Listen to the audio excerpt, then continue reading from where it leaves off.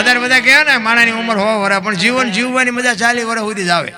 એક લખી લેજો તમારે જોવું હોય. પછી દીકરાને પરણો ને દીકરાની વહુ આવે ને પછી ઘરે હાલે નહીં, વહુ પછી ઉપાડે. સોરે જઈને બેવો, સોરે રિયા રસ્તામાં ગળફામાં ઉડાડો છો, અમારે વાયદા કરવા, પાણી ભરવું. પછી જેને હોય ને કે છોકરા કીધું કરતા નથી ને વહુ માનતી નથી, બેટકા ભરવાનું ચાલુ થાય એટલે આપણે સમજી લેવાનું કે કુતરાના ચાલુ થયા.